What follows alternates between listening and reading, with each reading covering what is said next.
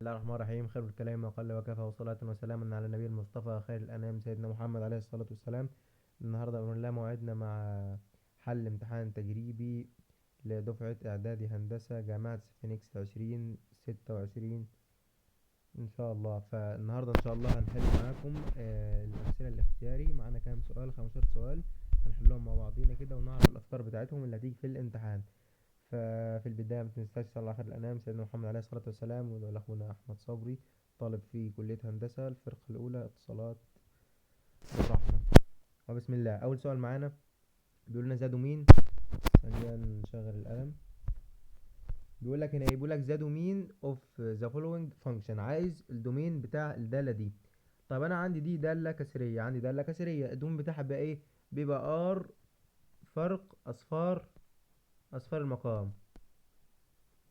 فهعمل ايه؟ هاخد المقام ده واسويه بالصفر. تمام. هاخد المقام واسويه بالصفر. بس هنا في مشكلة عندي، في جذر في المقام. طب فلما الاقي جذر معذرة، لما الاقي جذر بعمل ايه؟ بكتب اللي تحت الجذر اكبر من او يساوي الصفر. بس هنا في المقام، فلما الاقي الكلام ده في المقام بكتب بكتب اكبر من فقط. فانا هكتب ايه؟ هكتب اكس زائد 3 اكبر من الزيرو. يبقى الاكس اكبر من ايه؟ اكبر من سالب 3. لو هنعمل فترة يا باشمهندس، هنعمل فترة من سالب 3. ادي كام؟ سالب 3. ليه عملتها مفتوحة؟ لانها اكبر بس لحد فين؟ لحد موجب ما لا نهاية.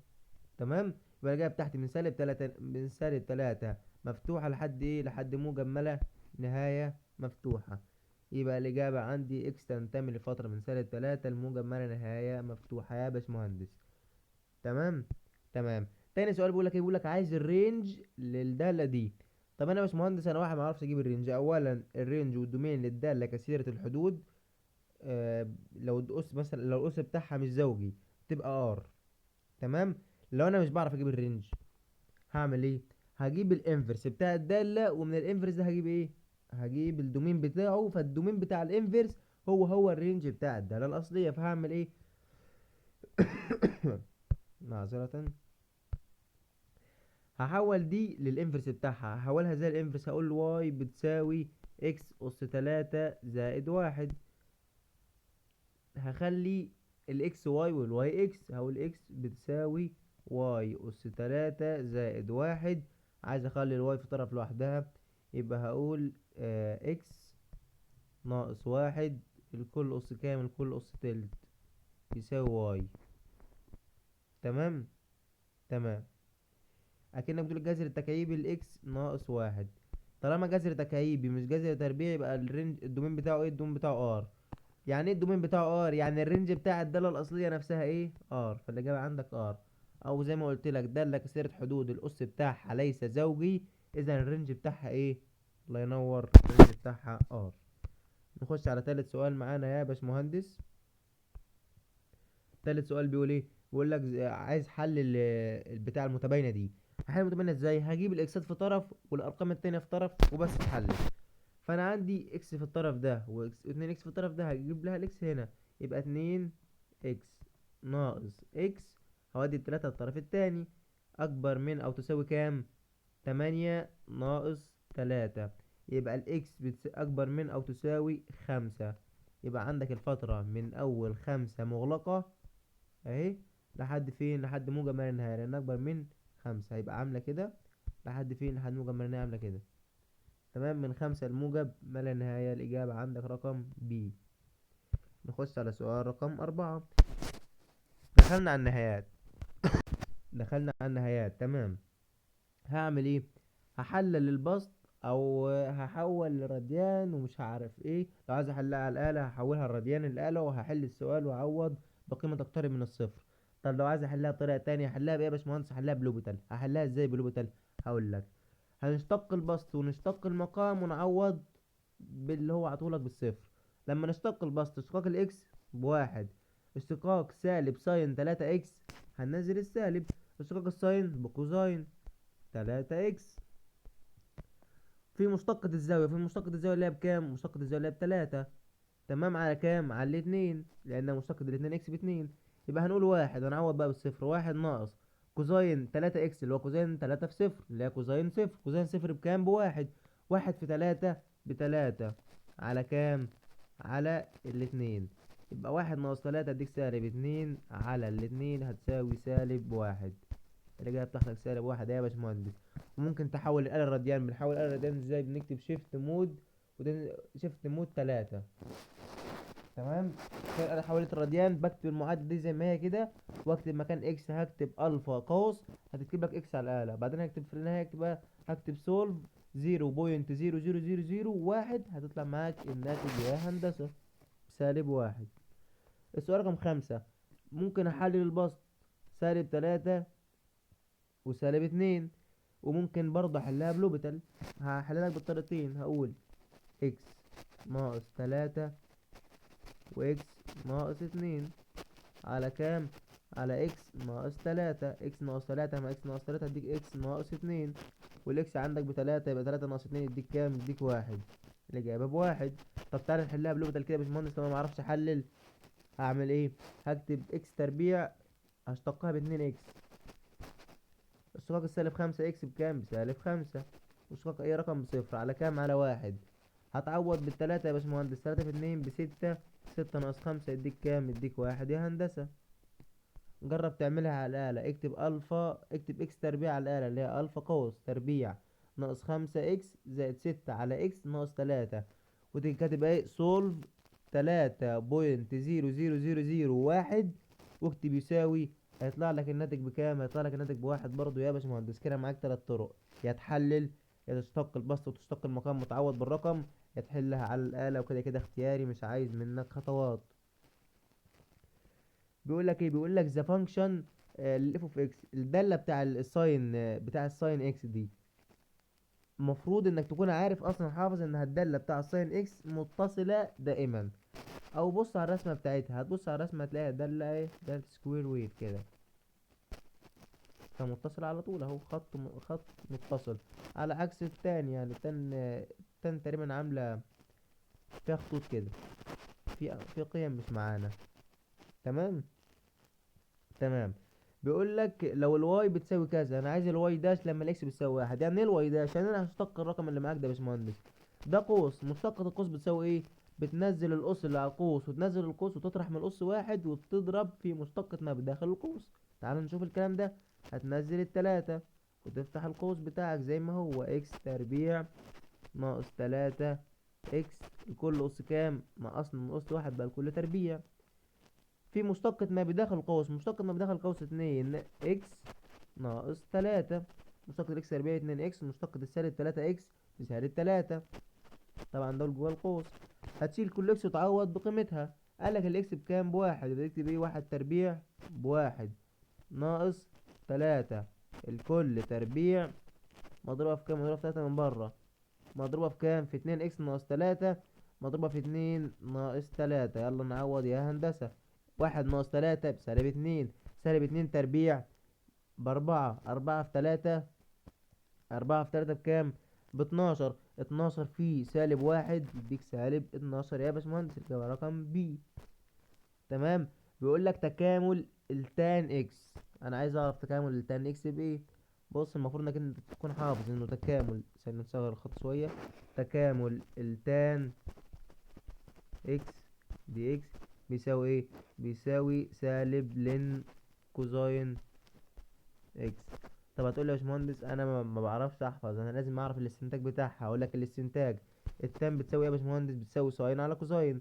يبقى تكامل ساين على ايه؟ على كوزاين اكس اكس دي اكس. انا عارف ان لو البسط مشتقة للمقام باخد لن مقياس المقام. طب هل البسط مشتقة المقام مشتقة الكوزاين؟ بسالب ساين. يبقى انا ناقصني هنا سالب، فانا هضرب في سالب هنا واخده بره. بقى كده البسط مشتقة للمقام، فانا هعمل ايه؟ هاخد لن مقياس المقام، فالسالب هينزل والمقام اهو. يبقى لن مقياس المقام يبقى سالب لن كوزاين اكس. سالب لن كوزاين اكس. الإجابة عندك رقم ايه.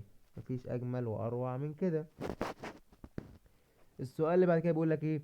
بيقول لك كوزين جذر اكس على كام، على جذر اكس. طب يا باشمهندس انا لو ما عرفتش احل السؤال كده كده اختياري ما عنديش خطوات، فانا لو ما عرفتش احل السؤال ده، ما عرفتش اجيب النهتين كذا بتساوي كذا، هعمل ايه؟ اشتق الاختيارات، الاختيار اللي يطلع زي السؤال نفسه هي هو ده ايه، هو ده الاجابه. تمام. تمام. نخش بعد كده على ايه، على 9. بيقول لك كوزين جذر اكس على كام، على جذر اكس دي اكس، الكلام ده بيساوي كام؟ تعال نشوف مع بعضينا. تمام. انا عندي السؤال ده كوزين جذر اكس على جذر اكس هو. طب السؤال ده هل البسط مشتق للمقام ولا لا؟ لا، هو ده دالة عادية جدا، مضروبة في ايه، مضروبة في اللهم صل وسلم على سيدنا محمد، مضروبة في مشتقة القوس بتاعها. ازاي الكلام ده؟ تعال اقول لك. هنحل عادي. دي ايه، كوزين جذر اكس على جذر اكس، فعايز اشتق، عايز اكملها، هكملها ازاي؟ تكامل الكوزين بساين، ساين جذر اكس على اشتقاق الزاوية. اشتقاق الزاوية بكام؟ 1/2 في الجذر، اللي هو 1/2 في الجذر، 1/2 جذر اكس. في مشتقة ما بداخل الجذر، طبعا مشتقة ما بداخل الجذر ايه، 1. بس فنستبعد الكوزين بس كده ثانية واحدة، ونستبعد الكوزين. معانا الإجابة يا ساين دي يا ساين دي، يا الإجابة فيها 2. بس معلش بس ثانية واحدة، بس معلش، هنا احنا قلنا دي الكوزين جذر اكس، دي كلها اللي ناقصها عشان تكون مشتقة، عشان تكون ده، عشان تكون تكامل للساين، ناقصها المفروض 2، لان احنا لو عندنا ساين جذر اكس بنشتقها ازاي؟ بنقول كوزين جذر اكس في مشتقة ما بداخل الجذر، مشتقة ما بداخل، مشتقة الزاوية قصدي، مشتقة الزاوية ايه، 1/2 في جذر اكس، 1/2 في جذر اكس. تمام. بس في مشتقة ما بداخل الجذر، مشتقة ما بداخل الجذر كام، 1. يبقى هنا هي دي اصلا، هي دي بس ناقصها كام، ناقصها الاتنين. فهضرب في 2، هضرب السؤال نفسه في 2، فلما اضرب السؤال في 2 هيديك كام، هيديك 2 كوزين، 2 بره طبعا. تمام. كوزين جذر اكس على كام، على 2 جذر اكس. تمام. يبقى الإجابة عندك ايه، اللي هي مشتقة الكلام ده، اللي هو السؤال لما نشتقه يدينا الكلام ده، اللي هو 2 ساين جذر اكس. الإجابة رقم ألف. معلش على اللخبطة. نمسح بس ده. نخش رسالة رقم 10. بيقول لك عايز تكامل محدود من 3 اكس تربيع، من 0 ل 3، 3 اكس تربيع زائد 2 اكس. ممكن نحل السؤال عادي جدا على الآلة في خطوة واحدة، على الآلة التكامل موجود جدا، هتكمل من 0 ل 3 وتشيل وتكتب الاكس عادي على الآلة. لو عايز احلها كده ورقي بالورقة والقلم هكمل الكلام ده عادي جدا واعوض. تكامل التلاتة اكس تربيع بكام، باكس تكعيب. ازاي اكس تكعيب؟ بنزود 1 على الأس وبنقسم على الأس الجديد. تمام. تمام. زودنا 1 على على الأس بقت اكس أس 3، هنقسم على الأس الجديد، التلاتة راحت مع التلاتة عطانا اكس تكعيب زائد اكس تربيع. ازاي اكس تربيع؟ زودنا 1 على الأس، 1 و1 2، وبنقسم على الأس الجديد، 2 على 2 فيها الكام، فيها الواحد. طلعت لك اكس تكعيب زائد اكس تربيع، تكامل من كام، من 0 ل 3. هنكمل من هنشيل اكس ونحط مكانها 3 ونطرح منها كام، نشيل اكس ونحط مكانها 0. اكس تكعيب يبقى 3 تكعيب، 3 تكعيب بكام، ب27، ناقص اكس تربيع اللي هي كام، ناقص 9. نطرح ناقص، هنشيل كل اكس ونحط مكانها 0، هيطلع معاك ب0.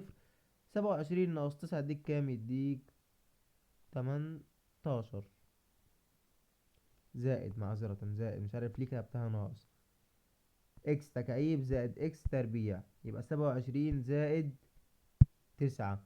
27 و9 كام، يديك 36 يا هندسة. الإجابة رقم ألف. نخش بعد كده على السؤال اللي بعديه. واي بتساوي كوزين انفرس زائد لين اكس. هنعمل ايه؟ هنكمل، هنشتق عادي جدا. هو عايز الواي داش، الواي داش بتاع الانفرس بيساوي ايه؟ الكوزاين اس سالب واحد، نقول سالب واحد على، دي اصلا حاجات المفروض بديهيات تكون حافظها، الجذر التربيعي لواحد ناقص اكس تربيع. تمام. تمام. واشتقاق اللين، لما تلاقي اللين بنقول واحد على اللي جوه اللين في مشتقة ما بداخل اللين، واحد على اللي جوه اللين على واحد على اكس. تمام. اللي الاكس هيطلع فوق اصلا بقت اكس في مشتقة ما بداخل اللين. مشتقة ما بداخل اللين اللي هو كام؟ مشتقة واحد على اكس المفروض تكون عارف انها سالب واحد على اكس تربيع. طب لو مش عارف بتعرف منين؟ اللي هي واحد على اكس بتشقلبها اكس اس سالب واحد، بتنزل السالب واحد بقت سالب واحد، وتطرح من الأس واحد بقت سالب واحد وإكس أس سالب اتنين. هي دي، هي أصلا هي دي. فهنضرب إكس في سالب واحد على إكس تربيع، التربيع هيروح مع الإكس هيتبقى لك كام؟ هيتبقى لك سالب واحد على إكس. ندور على الإجابة، نكتب هنا ناقص واحد على إكس. هنضرب الإجابة اللي فيها الكلام ده سالب واحد على الجذر التربيع الواحد ناقص إكس تربيع ناقص واحد على إكس. الإجابة رقم إيه يا باشمهندس؟ نخش على سؤال رقم 12. بيقول لك لو الاي بتساوي كذا، فانا عايز الديريفاتيف. يعني ايه ديريفاتيف؟ يعني المشتقه الواي داش، هو كاتب لك الواي داش بتساوي كذا. مشتقة التان، الحاجات دي محفوظة، مشتقة التان بسك تربيع، سك تربيع اكس. تمام. مشتقة الكوسيك، طالما لقيت كوسيك، طالما لقيت حرف السي في البداية اعرف انه فيه سالب، نزلت السالب. بعدين الكوسيك مشتقتها بايه؟ كوسيك كوتان، كوسيك كوتان.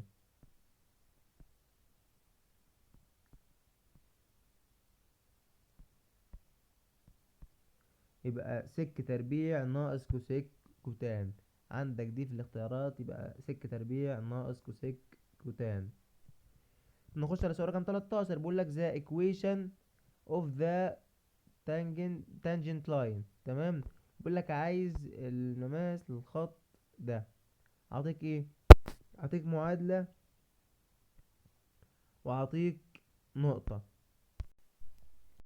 هعمل ايه؟ اول حاجة عايز اجيبها، عشان اجيب المعادلة محتاج ايه؟ نقطة وميل. عاوزين ايه؟ نقطة وميل. ادي النقطة معايا، مش لاقي الميل. هجيب الميل من ازاي؟ هجيب الميل من المعادلة دي. انا عارف ان المشتقة الاولى تساوي الميل، يبقى الواي داش بتساوي الميل بتساوي المشتقة الاولى اللي احنا هنشتقها. يبقى اكس تربيع مشتقتها بكام؟ باتنين اكس زائد 3 اكس مشتقتها بكام؟ بتلاتة. انا قلت لك عشان اوجد المعادلة محتاج ايه؟ نقطة وميل. ادي الميل اللي معانا، بس هنا معايا اكس فهشيل الاكس واحط مكانها كام؟ الرقم اللي هو عطولك هنا بواحد.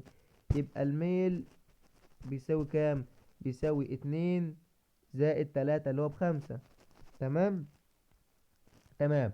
عشان اوجد المعادلة اوجدها ازاي؟ بقول واي ناقص ناقص الواي نقطة على الاكس ناقص الاكس نقطة بتساوي الميل بتساوي خمسة. واي ناقص كام؟ واي ناقص تلاتة على اكس ناقص واحد بيساوي الميل. يبقى خمسة اكس ناقص خمسة بتساوي واي ناقص تلاتة. هنبص على ده في الاختيارات مش هنلاقي، هنودي التلاتة الجنب التاني بعكس الإشارة. يبقى الواي بتساوي خمسة اكس سالب خمسة زائد تلاتة يبقى ناقص اتنين. هل المعادلة دي موجودة عندك في الاختيارات يا باشمهندس؟ الإجابة رقم سي. بيقول لك أنا عايز تكامل ساين تكعيب في كوزاين اكس. هنفترض انها ساين اس 4 معذرة، يعني هنفترض انها ساين اس 4 دي ساين اكس الكل اس 4. عملت لك قوس، اتضايقت من حاجة؟ لا. مضروبة في ايه؟ مضروبة في كوزاين اكس. ادي كوزاين اكس. لو عندك دالة جوه القوس مشتقتها بره القوس، هنزود واحد على الأس وهنقسم على الأس الجديد وإياك تنسى الثابت. تاني، لو عندك دالة جوه القوس مشتقتها بره القوس، هنزود واحد على الأس وهنقسم على الأس الجديد. الساين مشتقتها بإيه؟ مشتقتها بكوساين. دي جوه القوس ودي بره القوس، مشتقتها بكوساين. هنزود واحد على الأس وهنقسم على الأس الجديد، بس كده يبقى ساين إكس الكل أس كام؟ بقت ساين إكس الكل أس خمسة على في واحد على كام؟ واحد على خمسة. قسمنا على الأس الجديد وإياك تنسى، برافو عليك، الثابت. يبقى الإجابة عندك تبقى خمس ساين إكس أس خمسة زائد ثابت. الإجابة رقم إيه يا هندسة؟ آخر سؤال معانا بيقول لك إيه؟ بيقول لك تكامل ساي إي أس ساين إكس دوت إكس كوزين إكس دي إكس. بنعمل إيه يا باشمهندس؟ أصلا دي عندك دالة أسية مضروبة في مشتقة الأس. بنعمل إيه؟ بننزل الدالة الأسية زي ما هي ونقسم على مشتقة الأس، وطبعا بننزل الثابت. ادي الدالة الأسية اي أس كام؟ اي أس ساين اكس، تنزل زي ما هي على مشتقة الأس. على ايه؟ على مشتقة الأس. مشتقة الأس بكام؟ ساين اكس بكام؟ كوزاين اكس. وطبعا هنا في كوزاين اكس، كوزاين اكس، كوزاين اكس مع كوزاين اكس يتبقى لك ايه؟ يتبقى لك اي، نكتبها هنا، اي أس ساين اكس، وهي بتنسى الثابت. بس كده، دول كانوا اهم ايه، دول الامتحان التجريبي بتاعك اللي كان منزله الدكتور، اللي جاب رقم ايه طبعا. فيعني اتمنى اكون قدرت اوضح لك الفكرة، او اوضحه لك، اشرحه لك بطريقة سهلة. واتمنى اكون قدرت افيدكم ولو معلومة بسيطة، ولا تنسوا من دعائكم. وفي النهاية السلام عليكم ورحمة الله تعالى وبركاته. كان معكم باشمهندس فارس عبد الهادي، والسلام عليكم ورحمة الله وبركاته.